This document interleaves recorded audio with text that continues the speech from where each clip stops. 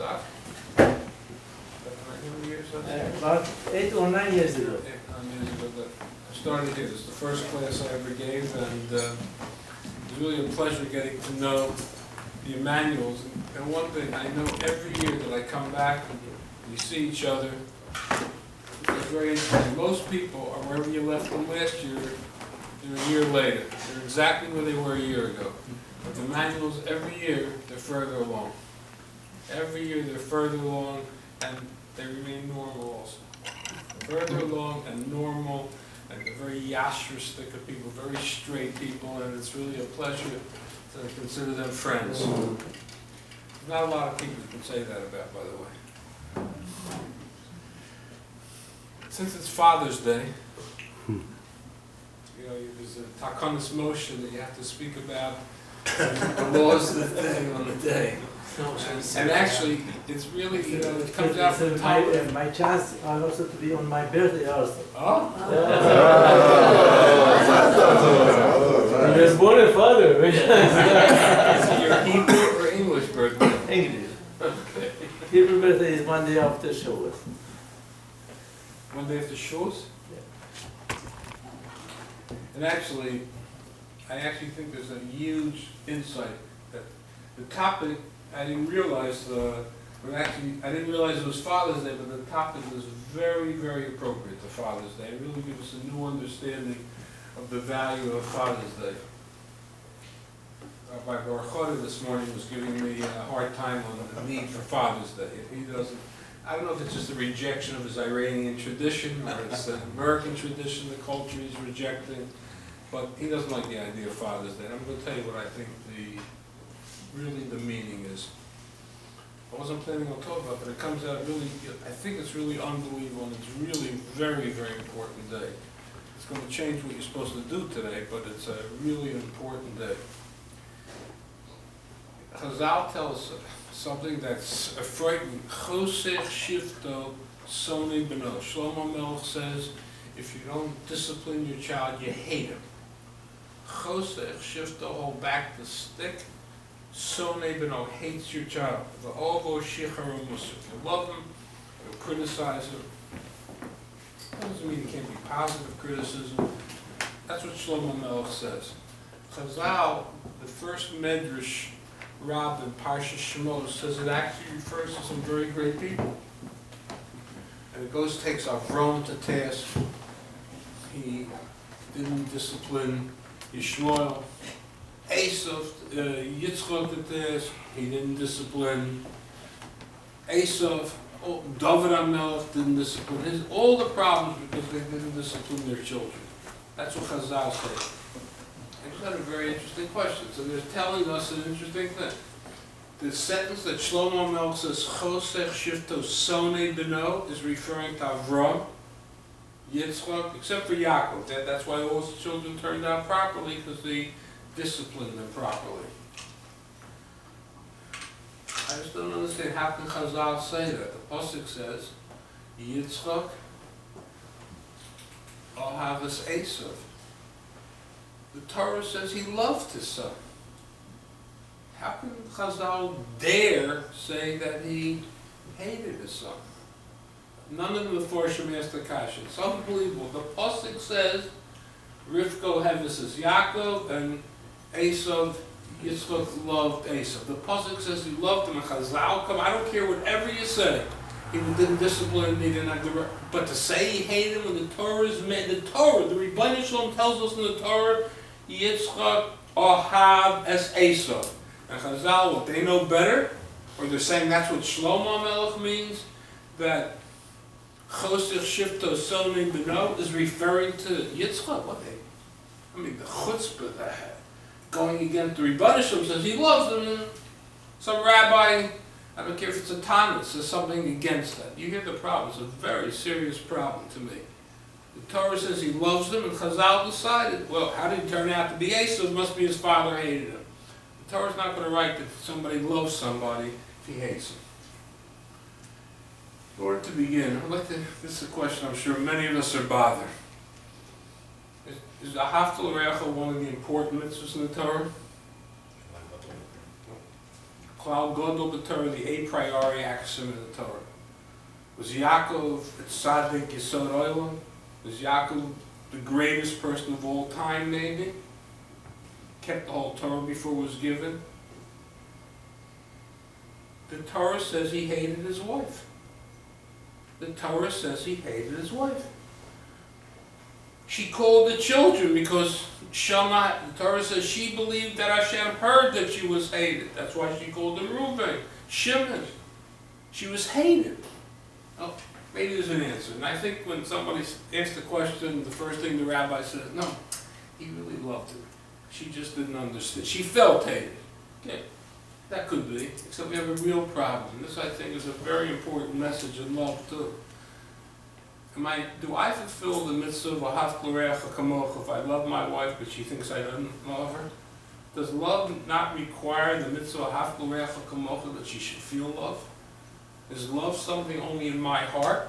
Or love means that she has to feel love? Can I fulfill the mitzvah, do marriage counseling? My husband doesn't care about me. He ignores me. I love my wife. I love my wife. The two things may be true. It's not a contradiction. In his heart he loves her, but he doesn't communicate.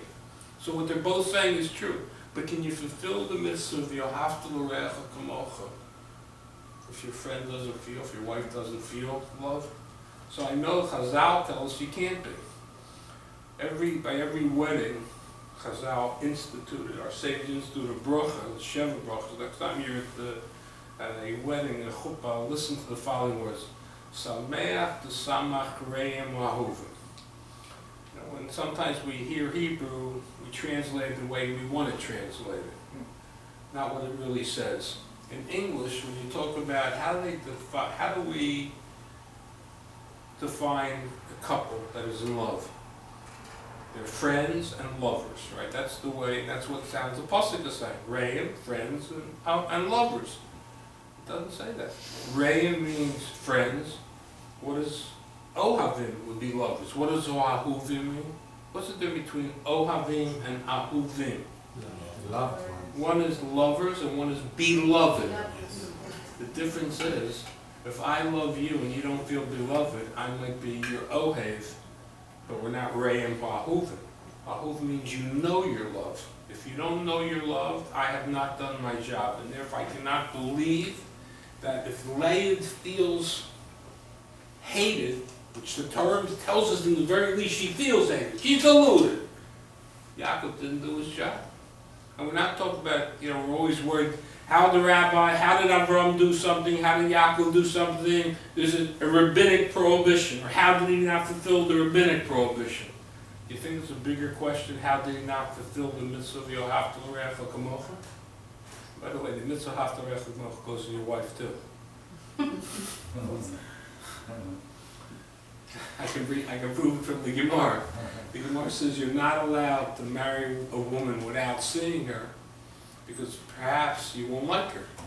But Torah Amra, the Torah said, "V'ahavta l'reacha kamocha." That the pasuk the Gemara brings. So, in the very least, the Torah is telling us, on your wife, there's a din of v'ahavta l'reacha kamocha too. It probably does on the husband also. It's not just. How do we understand that? After Yaakov Avinu, being the tzaddik yesod olam, the greatest of all the others, probably maybe the greatest person of all time, go ahead and have a wife that doesn't feel love?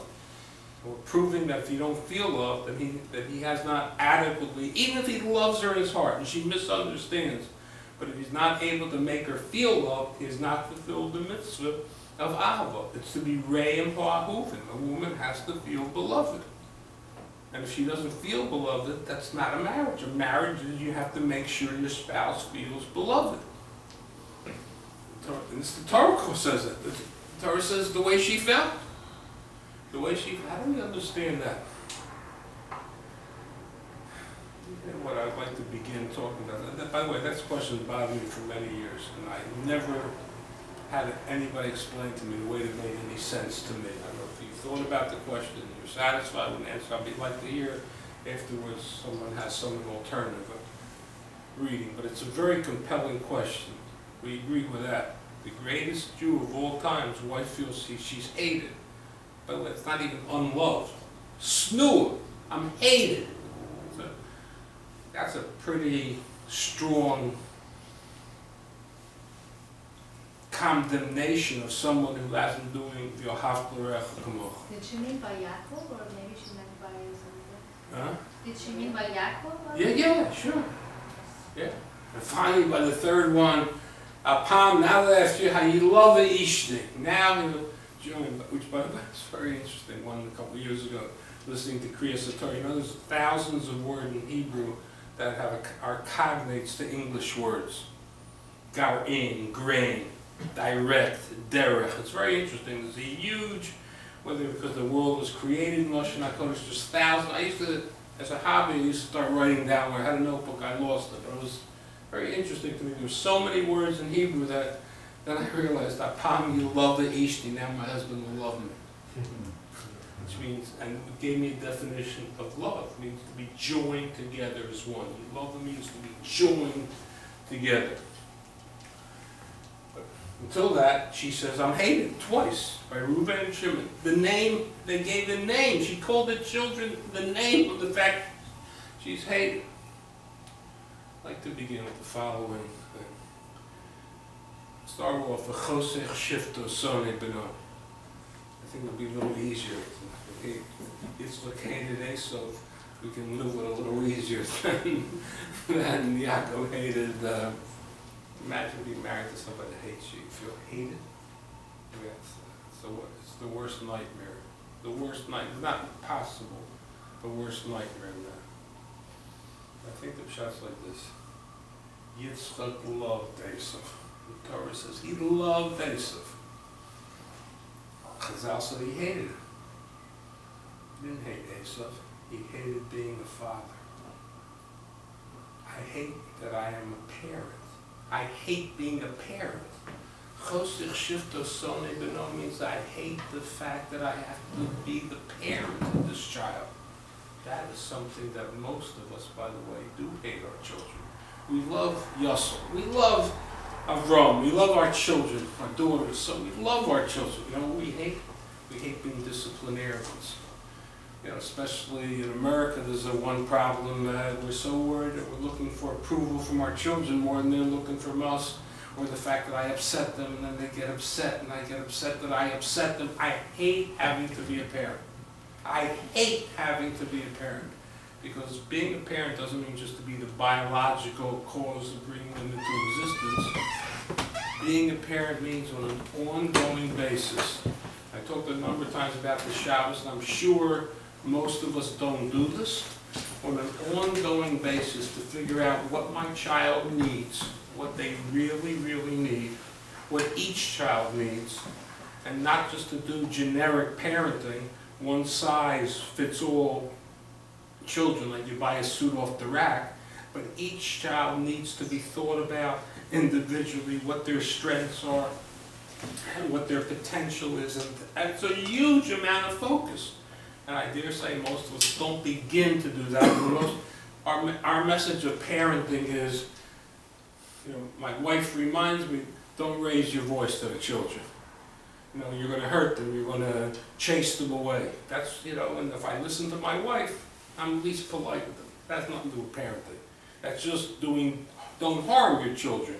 Parenting is a huge amount of thinking about each child, building up their self-esteem, knowing what their potential, letting them know what their potential is so that they'll reach their potential, making them feel good about themselves. We hate that job. We hate it. It's almost nobody who wants that job, and we take the easy way out. Either we go into denial and say, listen, I don't know what I'm doing anyway, I just won't harm them. I hate it's a huge responsibility, and we all know it's a huge responsibility. Every day there's a new issue, and the child reacted to something I didn't think they would react that way. And again, I have to reevaluate, I got to rethink, and how do I do, after I know what their issue is, even, how do I deliver the message? How much time do we have to spend to figure out, if we don't say it right, the message not only isn't listened to, it creates stress and strife in the family. It's a huge job. The Torah tells us Yitzchak loved Esav. What he hated was having to discipline. Now it's true, some children, you don't love them more, but they need less discipline. Yaakov needed less disciplining. So he loved Yaakov also. He loved Yaakov also, and he didn't have the stress. Not every child needs to be disciplined the same amount. And by the way, usually the child who needs the more disciplining, and discipline again doesn't mean beating them. Discipline means directing them, developing them. And some children need a lot more, and they're a lot harder. I hate this job. I hate this job. If I leave it up to my husband, I hate the job he's doing for sure. It's a huge, huge stress in every family, the idea of being a parent. We hate being a parent if we take parenting to be a serious responsibility. That's what the Torah is telling us. And if you hate it, usually you just, well, most of us, we go into denial. Everything's okay. Everything's all right. It's very interesting. You know how the Torah characterizes denial? Very interesting characterization of denial, if you want to get an idea if you're in denial or not. The Torah tells us that when Yaakov died, the agony and the suffering of the enslavement in Egypt began. That's why Parshas Vayechi is, there's no separation between Vayechi and Vayigash, because the Torah tells us that the agony of the slavery began. In Parshas Shmos, Rashi tells us, not only did the slavery begin when Yaakov died, it didn't begin till all the brothers died. Levi, that's probably 60, 70 years later, to make the exact computation. It's about 70 years later that Levi died. That's when it began. Rashi says, and here we're saying it began when Yaakov died 70 years earlier. The answer is, the way the Torah tells you that the slavery began is, it's just, if you look at the Torah visually, it looks like one sentence after another. It means business as usual. They went into denial. And the Jews in Germany in 1933, they passed Nuremberg laws. A girl 16 can't, this Aryan girl 16 can't work in a Jewish home. Jews are excluded from some schools. Jews can't sit in parks. Everything's okay. And you know, but listen how beautifully the Torah tells you, you know what denial is? It's right in front of you, but business is as usual. That's what denial is, and that's what most of us deal with our kids. We go into denial. Everything's fine. Everything's fine. Everything's fine, because to undertake the responsibility, I hate responsibility. And when I hate responsibility, I go into denial that there is any responsibility.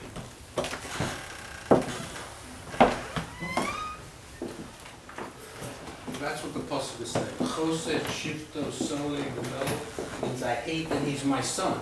I love my son, as I love Esav, but I hate the fact that he's my son. And if he's my son, I have to discipline him. I hate that. And Yitzchak hated it. And Avram hated it. And therefore Chazal tells that's why Yishmael turned out. I'm telling you what the Chachamim, the Chazal, the Medrash says, that's why Yishmael. So what about Yitzchak? Yitzchak didn't need the same amount of disciplining, the same amount of analysis, you know, and it's with all our children. They don't all need the same amount of discipline, the same amount of thinking, the same amount of really attention. Not everyone needs the same amount. Some of them are self-starters, some of them have their own healthy outlook on themselves, and they don't need the same amount of building. Every child is different. As we know ourselves, not that we did a better job with the first or second or third than this one, just they needed less. So if we have any success with our children, most of it means they didn't need all that amount of discipline. But if they really need discipline, most of us hate it. Hate it. Shlomo wouldn't criticize the others, or Chazal wouldn't criticize the others if most people liked it and this was an aberration. That means the great people, even great people, hate the responsibility of forming someone else's life and getting involved in them and figuring out exactly, and it needs a huge amount of attention. If you have a child like Yishmael or a child like Esau. Avraham Avinu hated it. Yitzchak Avinu hated it. That's what Chazal tells us.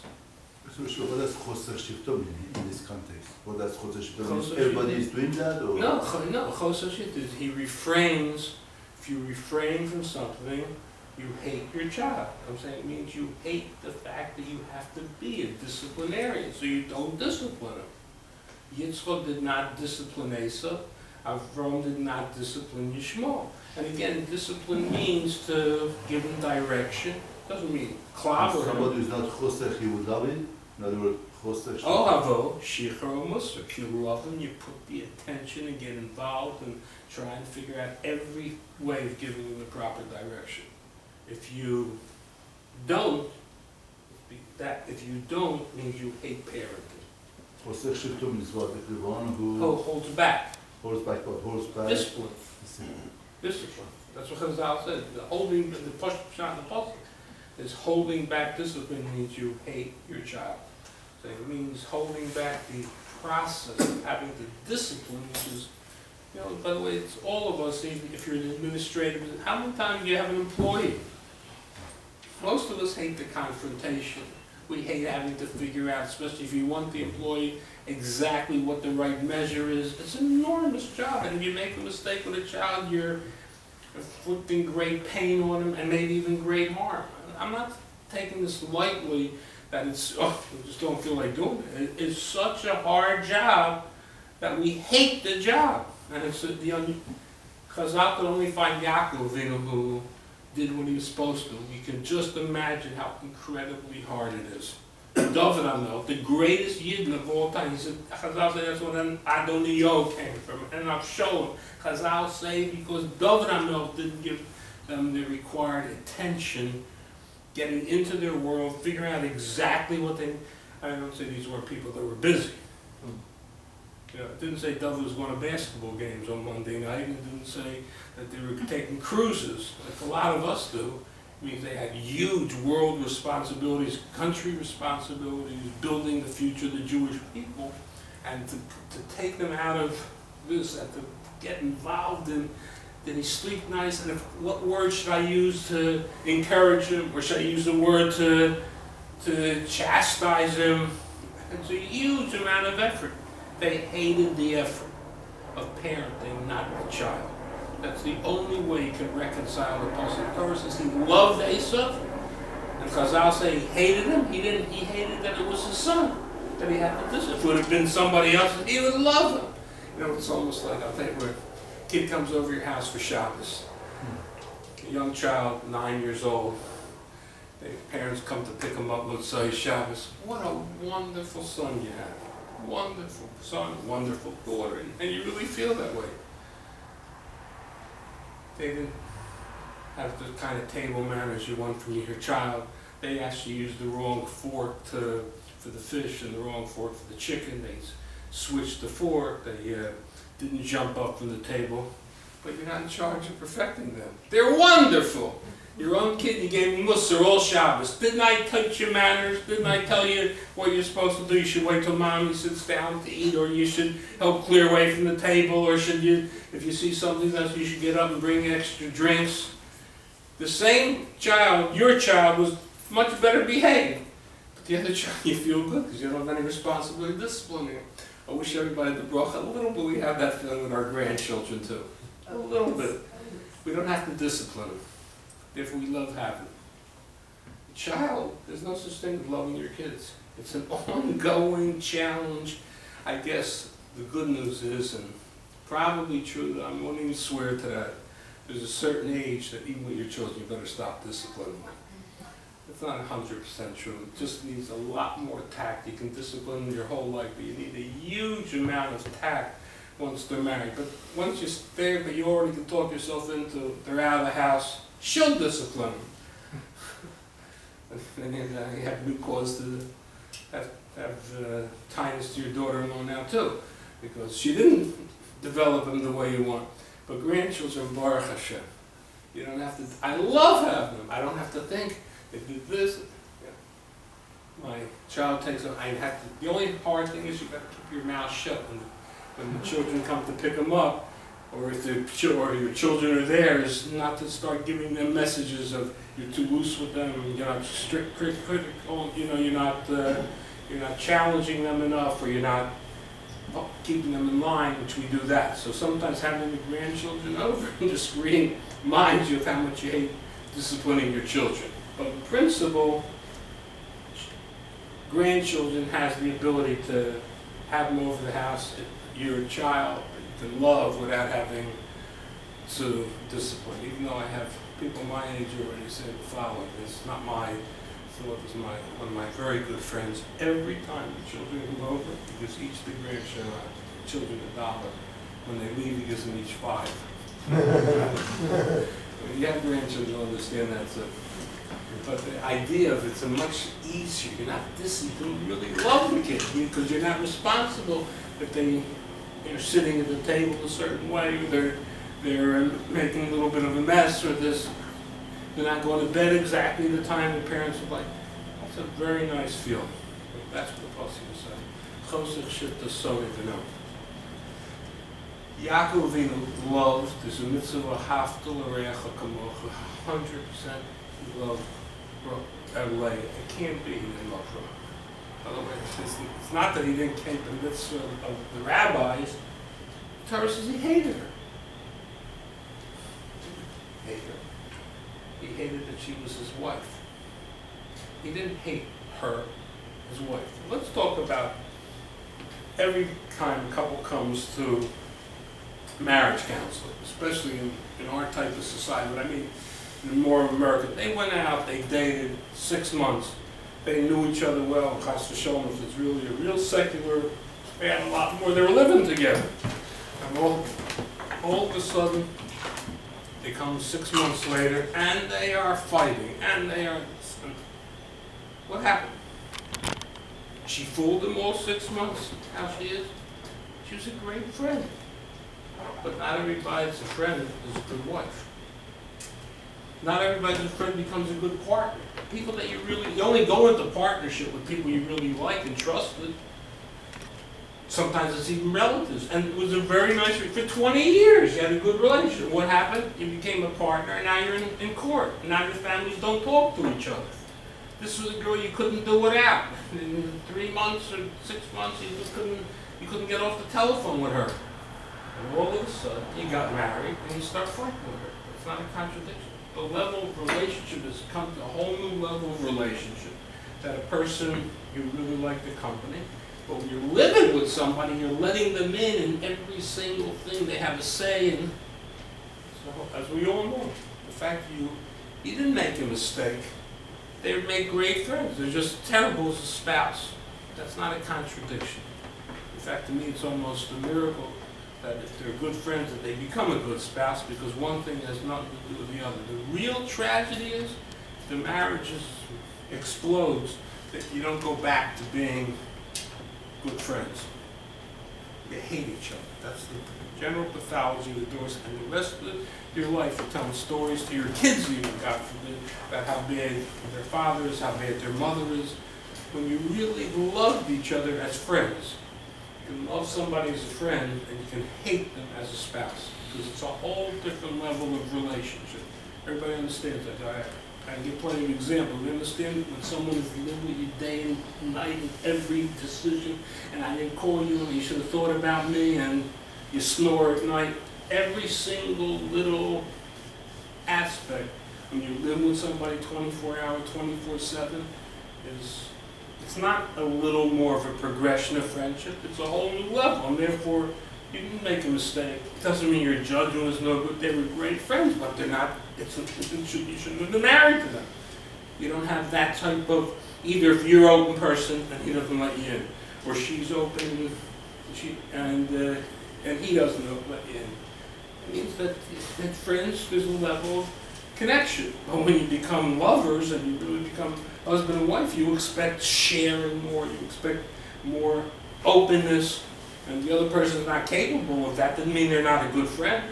Going out for a cup of coffee or in a restaurant, or some other actor was great, and you like even talking to them. But you weren't expecting, and it shouldn't have been that level of openness, only being married, and they're not capable of that. So the reality is, so now when they come to the rabbi and say, we're going to get divorced. She was a great friend, and we're right, but we're terrible as a couple. You know what I tell them? You're right. Maybe you're right. But when you marry somebody, you're committing yourself not to try it out. You're committing yourself to make it work. If you work on a marriage, and even if it doesn't work, if she needs this, you learn how to open up. If you have to give up some of your space, that you can't do only what you have to do then. So that's not an answer, because marriage means I'm committing myself to make it work. The means if you marry somebody, you're committing yourself to be a good spouse. And she should be doing the same. There's only one thing, that's when I committed myself to marriage. What about if I didn't commit myself to be married? Yaakov, did he ever commit himself to Leah to be married? She fooled. They were great friends. She was his cousin, probably loved her as a cousin. Thought she was a wonderful person. She had a great sense of humor. Whatever, the cousins have a very nice camaraderie with each other. And they probably had a great camaraderie. And he was living in the house for 7 years. In her father's house before he got married. You know, you see her every day. I'm sure they had a great, she wouldn't have wanted to be married with him if she didn't think she'd get along with him too. And then she fooled. He never committed to being married. The next morning, he had an option. Honey, you fooled me to be married, it's over. On the other hand, she says, I'm no longer eligible right now for anybody else. I'm not a Sue anymore. You know what? Let's give it a shot. But you can't hold the person responsible for that. He loved her, I'm not 10%, I'm 100% sure. As a friend, as a first cousin, he had a tremendous feeling and a great relationship with her. He hated being married to her. And a lot of us do that, but the only thing that we don't have an answer, because if you got married, you have to make sure that you take it to the next level. That's the answer that satisfies me. I'm willing to hear any other, but that's the only possible understanding I can have, that the greatest Jew of all times was not able to make his wife feel love. You can't make it. He's an honest person. You can't make believe what's not true. He would have never married. He would have never committed to marrying her, because he knows they're great friends, great first cousins. Like you have a great friend, best friend, and all of a sudden you go into business with her, and boom, that's the end of the relationship. You got a great boyfriend, and all of a sudden you get married, and you're in divorce court in 6 months. Before the wedding is paid off, you're in divorce court already. With hostility. That's a tremendous problem, because you made a commitment. But the reality is that you were basing the relationship on friendship and not realizing what marriage entails. And you're committed to doing that. If someone never decided to marry, you can't hold them accountable or responsible for that. It wasn't marriage material. It really wasn't marriage material. And he never wanted to marry her. He never agreed. He didn't want to embarrass her. And she probably would have said, you know what, whatever it be, we'll take a chance at it. She can't be angry at that, because she knows he didn't. And you can be made very good cousins, first cousins. Yes. Very often, you love the person, you hate the new relationship you're in. So you love the child, but you hate being the parent of the child. Father's Day is the day, not that fathers should get honored. You're right, it's not a day to honor fathers. Keep it our name is every day. It's a day for the father to remember that fatherhood is a responsibility. And you gotta love being a father. It's for the sake of the father. I'll tell you what the Torah view of this is. If there is any value, we have to remind ourselves, and by the way, Mother's Day is the same thing. It means to remind us, we don't love to be mothers either. Don't sit back, my husband hates to be a father, but I love to be a mother. Let me just tell you what Rashi says. Rashi, he's not saying this on his own, he's really just translating a sentence in the Torah. Moshe Rabbeinu says, if I was their mother, I would understand taking all this abuse. And Rashi says that means cursed and stoned by my children. Which means when you all decided you want to become mothers and I want to have children, did anybody realize that being a mother by definition means your kids are going to curse you and stone you? That's what the Torah tells us. Be prepared, your children are going to stone you and curse you. You love your child, but you hate, Mommy, I got no clothes. You just bought them a whole wardrobe and your daughter says, I got nothing to wear to school today. And you took her shopping the last 4 Sundays, you went to all stores, and all of a sudden, one next day, I got nothing to wear today. Nothing matches or whatever in their head goes. Or how much time you put into a child and you feel that they just don't appreciate. Not only don't they, they're angry. You're not taking good care of them. The Torah says a Jewish child, even a Jewish child, will curse and stone their mother. Some other time we'll discuss what the pathology, how that has to happen. The Torah says it's going to happen. And not only that, parenting is with the understanding that should happen. So not only the fathers hate to discipline, mothers hate to be mothers too. I don't talk about the little stuff, getting up in the middle of the night. I'm not talking about, I mean, nobody really thought about that too. The child is sick, tired, with sleepless nights and walking around like a zombie. That's the easy part. The person who helped me start the yeshiva used to say it like this, I didn't appreciate it at that time, but it's one of the greatest statements I ever heard. Little children, they don't let you sleep.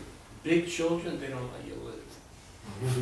I think that's the most accurate way I ever heard anybody say it. Say it one more time, please. Little children, understand what your mother said. Little children don't let you sleep. Big children don't let you live. God forbid. God forbid a million times. God forbid a million times if your child has gone through a divorce, the agony, the thinking, the constant, or God forbid the child has a drug problem. God forbid the child has a bad marriage or a failed business. It's inside of you, the agony. It is inside of you, eating you up worse than the worst cancer. There's no question about that. It destroys you. You can't sleep, you can't think. It was easy, just giving up a night's sleep and then holding a child was hard, but it wasn't inside of you. This is inside of you, eating away at you. And we do hate being parents, we hate being mothers, we hate being fathers. Gedolei Olam had this problem. If they had it, a fortiori, all of us. So I'm saying, Father's Day and a Mother's Day, a day to remember. Not enough to bring babies into the world. If we bring them into the world, we have to do the most difficult thing and do something that our instinct is we hate, because it's so difficult and so much work. And it goes against our instinct, and the cataclysmic effect of making a bad decision means, well, for the rest of our life, we'll see our child has low self-esteem because I said something to them that. I'll tell you a story, and I'll end with this. I was listening to, 20 years ago at night, driving in the car, a late show, a talk show. A woman calls up, she's in her mid-70s. I don't remember who the host was, and she starts saying, my mother, and the voice is really, it becomes like almost a scream. My mother told me, she's like 75 now, when she was 10 years old, that she was an unwanted pregnancy. 65 years later, this woman is in pain. You can hear her pain. If you could say that to your child, unwanted, we didn't want it was a mistake, it was an accident. Well, this was that particular thing. Saying something improper to a child gets into their head, and 50 years later, they're still suffering. How do I feel as a parent if I do that? I can't live with it's almost I can't live with myself. The injury, and therefore most of us figure all I'm going to do is maybe do something wrong. You know what? I won't get involved at all. Chosech shifto sonei beno. So Be'ezus Hashem, we should understand this is our responsibility. Parenting is a great awesome responsibility. But you know what? To the extent that Baruch Hashem you're successful and you make the effort. This is your greatest legacy in life. It makes your whole life worthwhile when you see the child turning out with the character that you want. Of course, it's not only this. When you starts off, you have to be a role model. You have to be an example of morality, an example of honesty and straightforwardness. And on top of that, if you are very careful, think 3 times how to say something, Bezos Hashem will have hatzlacha from our children. You know, still, the only good news, Hashem didn't give this to Malach. He gave it to us, and therefore, and there's 3 partners, and you know, just like when I made mistakes with disciplining my child, my wife caught me and corrected me, and I hope I learned something from that. Because the woman does have, certainly what a father does can really be egregious. And you know, I guess when we both make mistakes, there's a 3rd partner, the Rebbeinu that will give us the wisdom to correct ourselves. Everybody should have hatzlacha, make the effort. L'shon habo yishamin Yerushalayim Avnei. I'm really sorry I have to run to the airport. If you invite me back next year, I'll answer questions. Again, I want to thank you. I'm sorry for the being Jewish Iranian time.